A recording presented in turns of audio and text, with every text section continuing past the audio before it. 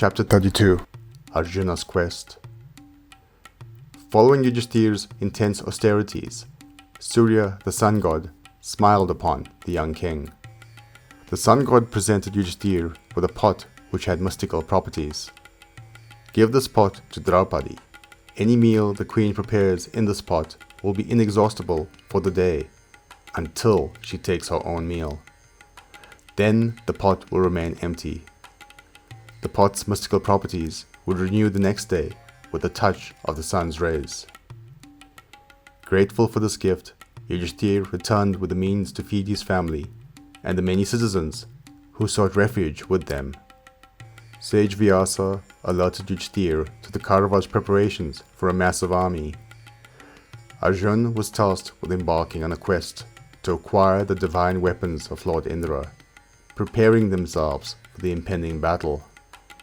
Arjuna accepted this responsibility, bidding sorrowful farewells before setting forth on his journey. Heading north in the direction of the Himalayas, he journeyed for months until encountering a sage immersed in deep meditation. Upon awakening, the sage questioned Arjuna's purpose. "I seek Lord Indra," replied Arjuna. "I am in search of great weapons for the difficult battle that lies ahead." "You have reached the place of sages and saints, Prince Arjuna. There is no need for the tribulations of humanity here. Rest in the pleasures of heaven," said the sage. But Arjuna held fast in his mission.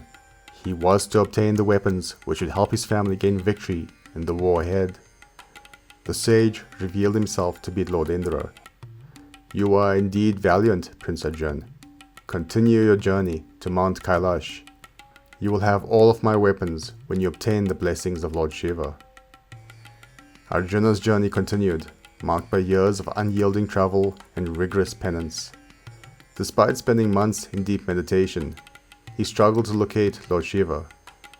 One fateful day, while in meditation, Arjuna sensed an aggressive charge from a wild boar. Swiftly responding, he drew his bow and released an arrow, only to find another arrow matching his own striking the boar simultaneously. From the shadows emerged a mysterious hunter. "The boar was my prey," shouted out Arjuna. "Who are you to dare to intervene in the kill of a Kshatriya prince?" "Your skills are no match for me, arrogant prince. Go back to your kingdom," replied the hunter. Arjuna was frustrated and infuriated. A battle of archery skills erupted between the hunter and the prince. As they clashed in a battle of arrows, terror gripped the surrounding inhabitants.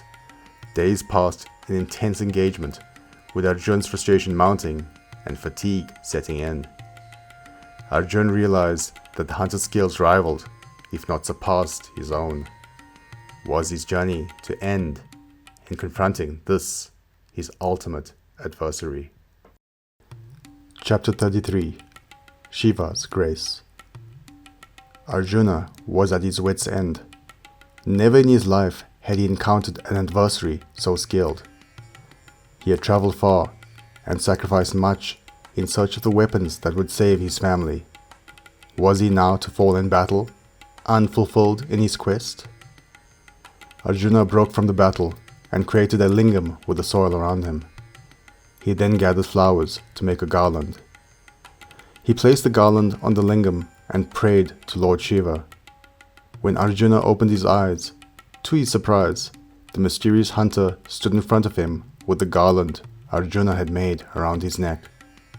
A bright light enveloped the stranger as Lord Shiva revealed his true form. Arjuna dropped to his knees and humbly folded his hands. "My lord, forgive me for my arrogance," said Arjuna. "Rise, valiant prince. You have indeed proved yourself worthy. There is no warrior in the earthly realms or the heavens who is your equal," said Lord Shiva. "Ask for your boon, young prince, and I will grant it." "My lord, if you deem me to be worthy, I wish to possess the mightiest weapon, the Pashupatastra, the celestial missile," replied Arjuna. "I grant you this weapon, dear prince. But remember, the Pashupatastra is capable of vanquishing all beings and even destroying creation itself, if used incorrectly. It is only to be deployed in the most dire of circumstances, and never against a lesser foe. Lord Shiva then disappeared. And with a flash of light, Arjuna was then greeted by Lord Indra and other gods, who also blessed him with their divine weapons and knowledge. Arjuna was overjoyed at having achieved his goal. "Before you return to your family, dear prince, you must spend time with me in my home," requested Lord Indra. A celestial vehicle arrived and whisked the Prince Arjuna to the heavens. Arjuna was greeted by majestic sights and sounds. A grand celebration welcomed him, with dancers and musicians providing entertainment. Indra taught Arjuna how to wield various weapons, including the thunderbolt. Despite receiving these incredible gifts, Arjuna could not shake his longing for his brothers and his wife Draupadi. Indra insisted that he stay for 5 years in the heavenly realms. At Indra's request, Arjuna also learned the art of dance and music from Chitrasena, the Gandharva. These arts were unknown on earth.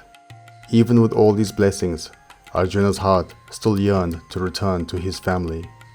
However, there was one enchanting woman in the heavenly realms who had captured Arjuna's attention: Urvasi, the Aspara. Thank you for watching so far. I hope you enjoyed. If you did, please hit the like button. If you're new here, please subscribe. This will ensure that more people can find this resource.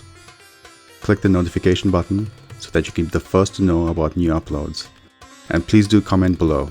I'll do my best to reply to any questions. Thank you.